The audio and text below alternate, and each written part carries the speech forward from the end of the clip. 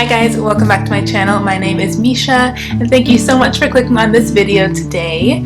So I'm super excited to bring you guys my second trimester recap video.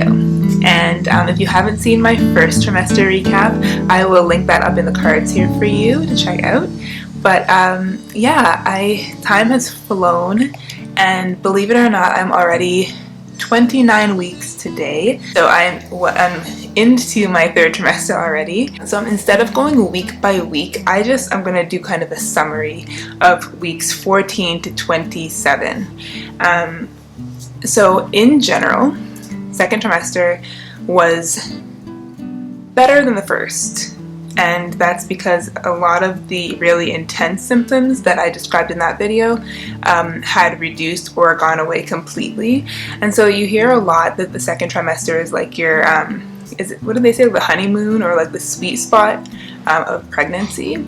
So you're feeling a lot better, you're supposed to feel a lot better, you have a lot more energy, and you kind of just, feel normal.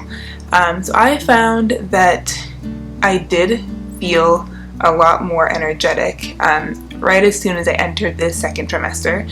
So that extreme and intense fatigue that I mentioned in the last video, that almost just automatically switched once I entered the second trimester, and I felt a lot better. And then gradually my energy increased as I got further into the second trimester. Nausea completely left the building, thank God. Nausea left the building, but I still did have some food aversions, and that has actually continued even up to now. I am still not very interested in chicken and other meats sometimes, but I'm doing a lot better, like cooking at home as opposed to eating out. So I mentioned in the first trimester video that I was eating out a lot. Once I entered second trimester, I was able to cook again and like not feel nauseous while cooking. So I was able to eat my own chicken and beef and different things again, which was really great for many reasons, because eating out of course adds up, and yeah, it's easier to kind of cook healthier meals and stuff at home. So I was super happy about that. So at the beginning of the second trimester, there wasn't a whole lot to report, other than feeling a little bit more energetic and less sick. Nothing too much was happening, just my belly of course was growing little by little until around 18 weeks. So I had my anatomy scan at 18 weeks 3 days, and it was the day before that anatomy scan that I actually felt baby kick for the first time. So that was amazing, and I was trying to look out for those sensations of the kicks, or like, a lot of people call them flutters that you'll feel. Now I never felt anything like a flutter. People say it also can feel like bubbles or like gas. So there was a couple times that I did feel something like a gas bubble, and I was wondering if it was the baby, but then it did actually feel like real gas. So it was hard to differentiate for a while. But then the night before the anatomy scan, I was sitting down and kind of bending forward, like leaning, resting on my knees and bending forward. So my belly would have been kind of pressing down on my legs, and I felt like a little jab. So it wasn't like a flutter, it wasn't like a bubble, it was like a poke from the inside. And maybe because I was leaning on my stomach, maybe it like pressed on the baby a little bit, and I felt like a jab, and I knew right away that that was the baby for sure.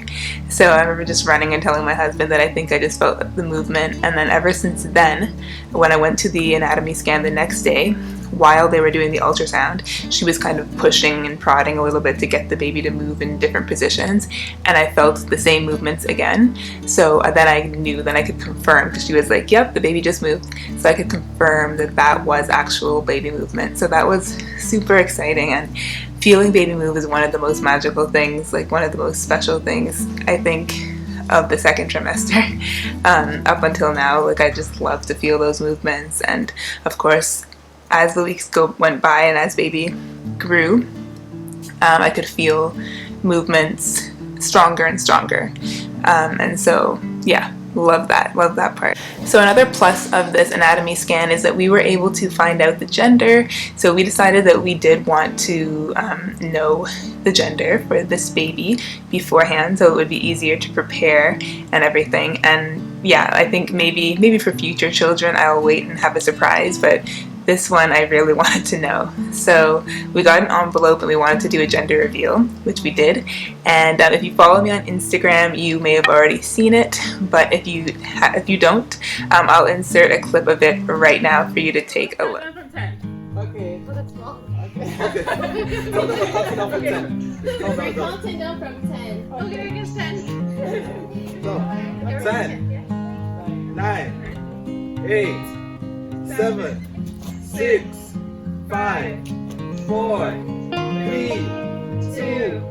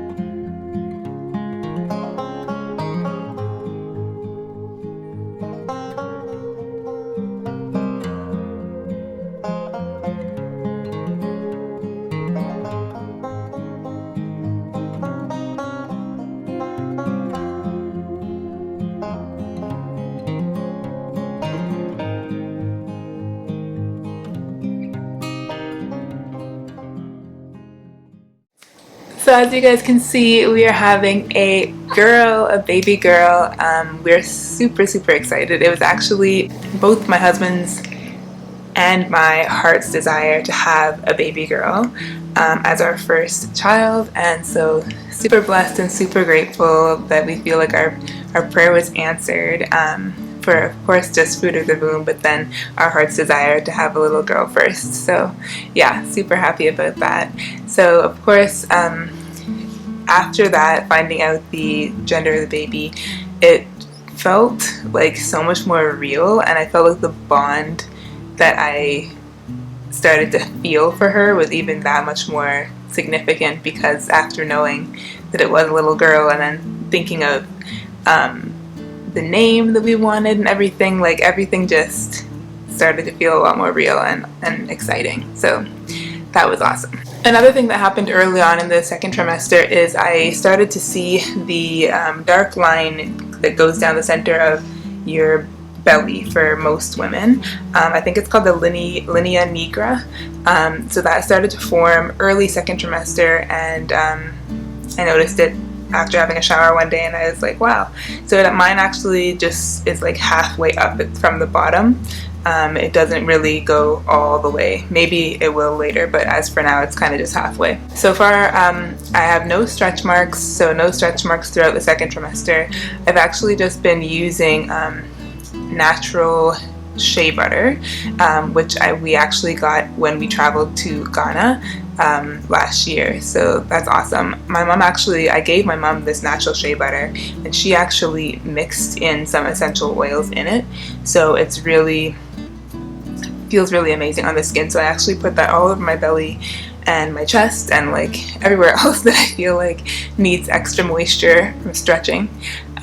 So maybe that has helped, but maybe it's also genetics too, because I don't think my mom had many stretch marks with my brother and I either. So we'll see. I might get some later. I mean, I'm not opposed to getting them, but just trying to do what I can to keep my skin moisturized and help with the elasticity of everything. Alright, so I would say that about halfway through the second trimester is where things took a bit of a turn. So the whole second trimester was not uneventful or completely blissful or smooth, I would say. For me, my biggest issue throughout the second trimester was sleeping. And it actually still is up until today. But started in this halfway through second trimester, as my belly continued to grow a little bit, I started having severe, do I want to say severe? Maybe it's not severe, but pretty intense back pain, and mine was my upper back, and it was kind of like pain behind my shoulder blades, kind of in the center. So I think that it was caused by not having enough back support when I was sleeping on my side, and like just kind of that muscle like pulling while I'm sleeping. I was a stomach sleeper before getting pregnant, so it has taken a really long time to adjust to sleeping on my sides, and I was very uncomfortable in the beginning once I had to stop sleeping on my stomach. And so my husband actually got me a C-shaped pregnancy pillow, and I will link it in the description box below if anyone is interested or just wants to know which kind I got. And I'll put a picture if I can find one right here so you guys can see. I was gonna bring it, but it's a little bit big, so I'll just put up a picture. So it's a C shape, and I actually love it now. In the first like night that I slept with it, it still was uncomfortable because I wasn't used to sleeping with anything like that.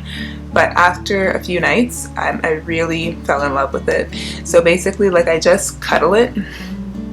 I'll have like one arm under the top part and then have my head out, so I use the top part as my actual pillow for my head. Then I have my arm under that, and then I'll have the biggest part, I guess, up against under my belly, and then the legs of the C, I guess you would say, wrap around my back. And so when I want to kind of like turn onto my back a little bit, it prevents me from sleeping completely on my back because we're not supposed to during pregnancy. So I'm kind of able to like just lean on either side, and yeah, it's helped a lot with comfort. So I lost some sleep before I got that pillow because of back pain. It was intense, like it was really intense, and I was getting really irritable because of lack of sleep, because like I really need a certain amount of hours of sleep in order to function and feel good. So yeah, that was an issue, but the pillow really did help with that pain. Around the same time, I decided to book a prenatal massage to see if it could help with the back pain, and you know what, I would give it like a 9 out of 10. It was really good, but it was really temporary. So it did loosen me up that day, and it felt great in the moment, but I would say like by the next day I was in pain again. So is it worth it? Like, I think if you want to get them really regularly, it would be, and I'll probably get another one during this 3rd trimester, but I think that the pillow or doing what you can to like alleviate what's causing the pain, it may be better than just getting massages and not fixing the issue if you can. So even though I said that the fatigue, that intense fatigue that I had in the 1st trimester did go away in 2nd trimester, I was still feeling like moments of weakness and just more tired than I would have been before pregnancy, of course. So I just obviously figured that this is normal. But it wasn't until I went for my glucose test, which is that sugary drink that everybody talks about that you have to drink to test your sugar levels and to see if there's a good chance that you could get the pregnancy diabetes that you can get while you're pregnant, or not, or if you have it or not. So fortunately I was negative for that, thank the Lord. But when they did do that test, the blood work, it came back saying that I had extremely low iron and extremely low hemoglobin levels. So my midwife did diagnose me with an anemia. So I had to start taking iron supplements to boost my iron up. And so that now, like after finding that out, I could attribute that to the fatigue and weakness that I was feeling and kind of being out of breath as well. And also like cold as well. I noticed that like I was always cold, like, and normally you hear in pregnancy that you're having hot flashes and that you're really warm, but for me I was noticing that like I was easily cold, and it's summertime right now. So yeah, I just felt like I was just chillier than I should be, and that is a symptom of anemia as well. So I've been taking the iron supplements every day for almost 30 days, and I think I've noticed I'm feeling a little bit more energized, but it does kind of depend on just honestly how much sleep I get and like what else I'm doing during the day. if I have an intense, full, packed, and busy day, I'm still gonna feel tired. Anyways, I still have to get follow-up blood work to make sure that my levels have gone back up, and hopefully they have. But that was something that I didn't really expect. I thought that the iron I was getting from the prenatals would be enough, but apparently not. So some people are just susceptible to being anemic during pregnancy, and I guess I'm one of those people. So I was really afraid that the iron supplements would cause constipation, because I struggled with constipation in my first trimester, and I mentioned that in the video as well, and everyone said that the iron supplements are so hard on your stomach, so I was really concerned about that. But praise the Lord, like, I haven't had any issues with them at all. So I'll put the name of the brand that I'm taking in case anyone is interested. I'll just have that on the screen here. And you can look it up and ask your doctor or midwife if you need to take iron supplements, if that one might be good for you, because it's been really easy on my stomach so far. Okay, so mood swings. I would say that my emotions really were at the surface in second trimester, or at least this is when this started, because I didn't really notice anything like that in the first trimester in terms of emotions and stuff. I think I might have been a little bit irritable sometimes, but in terms of like really just feeling different things, this started towards the end of second trimester. I noticed that anything I was feeling felt really big in the moment. So if I was feeling overwhelmed, I was feeling very overwhelmed. If I was feeling sad about something, I was feeling very sad about it. If I was feeling frustrated about it, I was feeling very frustrated. Like, all of my emotions were just very like heightened, I guess you could say. And I'm like so not a crier. I just don't cry easily in general. I don't really like show my emotions like that. I am a super emotional, like I'm an emotional person. I'm a sensitive person, but I'm also just kind of strong, or I have a strong outward appearance anyways, so I'm not the type of person that would just like cry in front of others, or like just like tears just don't come super easily for me, and usually they never show up when like out of joy, like how some people cry out of joy. Usually I'm just happy, I'm just joyful, I'm just laughing, I'm just smiling, but you wouldn't really see me break down crying out of joy. What I noticed during the second trimester is that I could be watching like a video on YouTube or on TV, and it's something like really joyful or really moving or touching, and I would get choked up and I would get teary, and that's so unusual for me. But I realized that was probably to be attributed to the hormones, and then also like anything just in life that is stressful or a little bit frustrating. Of course, like there's been many different things throughout this season. Like I mentioned in my last video, it's been a very stretching season for my husband and I. And normally I would be able to just push through,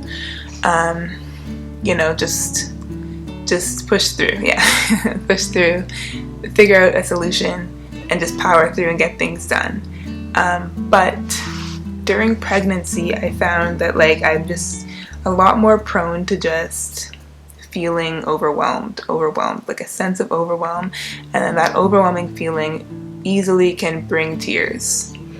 And so I found myself getting teary a lot easier than I would have before pregnancy. And so I know it's attributed to pregnancy, and I try to just let myself feel that way in the moment, but then of course you don't want to stay feeling that way. So like sometimes I would feel down, and I would have to just stir myself up in the Word of God and like just pray, and also just like try and do things that make me happy, and like just self-care and stuff. Take a warm bath to relax and things like that. So I've just noticed that my emotions were definitely doing this throughout the second trimester, starting from the middle, and it's kind of continued into the third trimester too. So in the next video I'll explain a little bit deeper, but yeah, that definitely was something that started second trimester. So by the end of my second trimester, I had gained about 25 pounds. And I think that's normal range. I'm not too sure actually what exactly is quote unquote normal, because I know people gain all different amounts during pregnancy, but my midwife hasn't said anything about it, so I think I'm well within normal range. And so far so good. I have not been too conscious about the physical changes to my body in terms of belly and in terms of weight gain. I'm pretty comfortable with where I'm at right now. I was always very slender and kind of on the thinner side, the skinnier side, all of my life. So in adulthood, I've always actually wanted to gain weight a little bit, or just fill out and get a little bit more curves on me. And so yeah, I haven't minded the changes that I've seen. In terms of maternity clothes, I find that it's only right now that I think I'm actually needing real maternity clothes. Earlier on, I was just, especially because I've been pregnant throughout summer, which has been awesome, spring and summer. So I've really just been wearing dresses, like my dresses that I had before that are loose fitting. And t-shirts and things like that, just like bigger sizes, like ones that were big enough to cover my belly, and loose fitting, and blouses that were loose. So everything that I kind of had in my closet, I was able to re-wear throughout pregnancy up until this point. The only thing is, of course, like jeans were a no-go anymore. Any pants that had buttons or zippers, I couldn't do anymore. So I had to purchase maternity leggings, and I got mine from a website called Prego Leggings, I believe.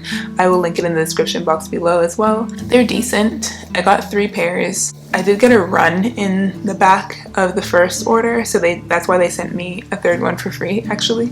So I don't really know if I'm necessarily recommending the brand. They are pretty expensive, and they got a run pretty quickly. They're the same fabric as your average legging, but it just has that big section for the belly that makes it really comfortable. It comes all the way up above the belly, and they're long and I'm tall, so loved them for that.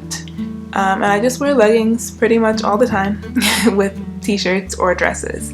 But now that we are moving into fall, we're into September, it's getting a little bit cooler. Still have about 3 months to go, so I may need to purchase some maternity jeans to go with oversized, like bigger sweaters or something. So, and I may need to purchase a maternity winter jacket as well. So there might have to be some more investments in terms of maternity wear, but so far I haven't had to do too much, which is pretty good. So in terms of activity, it wasn't until the 2nd trimester that I actually had the strength to do some physical exercise. So the most that I've done, to be completely honest with you guys, is walking. So since the weather's been nice, I try and get outside and just walk around the block.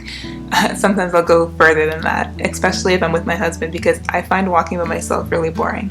So if I'm with my husband, we'll go for longer walks, but if I'm by myself, sometimes I'll just walk around the block, and I might just circle the block like a couple of times. And that's for the most part the exercise that I get, other than like running errands and just living life. Like if I have a day full of errands where I'm driving and walking a lot, then I won't really go for a walk additionally, because I'll feel like I got enough steps in. And then I also try and do stretches. Stretches really just help me to feel better, especially before sleeping. And I just looked up prenatal stretches on YouTube. But other than that, I wasn't very active before pregnancy. I didn't have an active like workout routine. I used to go to the gym back in the day, actually like before the gyms closed down during the pandemic, and I haven't really gotten back into that. So most likely that will happen after pregnancy, when I'm trying to, tone up and get fit again. So just to keep myself active throughout pregnancy, I've just been walking and stretching for the most part. And you know what, guys, I think that's about it. That's all the notes that I had written down. So 2nd trimester was not as eventful as first. I would say I didn't have as many symptoms to list off. As you can see, things did change. So some things went away and some new things appeared. And the same thing seems to be happening a little bit in 3rd trimester. So look out for my 3rd trimester recap. That will be in I'll probably do it just before baby arrives. So you can look out for that in a couple months. But yeah, thank you guys so much for clicking this video and for watching, following along with my journey. I'm definitely going to give you a bump update right now. So I'm just going to try and stand up so you can see. I'm wearing a black dress, so it might be a little bit harder to see, but let's try.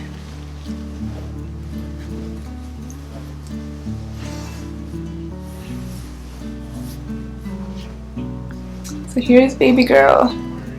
She's definitely popped out. Nice and round now. See if I can stand up. Yeah, there she is. So this is my 29-week belly. So people have said that I look small for 29 weeks. I'm not too sure if I'm small, if I'm big, but my midwife says that I have a long torso because I am tall. I'm 5'11", so I think she's really stretched out in there and she has a lot of space, so she's laying down in a certain way where my stomach is just not popping out too much. But I also heard that the most weight gain happens in the last 2 to 3 months, so in my 3rd trimester recap you might see a much bigger belly. We will see. Thank you guys so much for watching once again, and I will be back with another video next week, so stay tuned. Bye guys.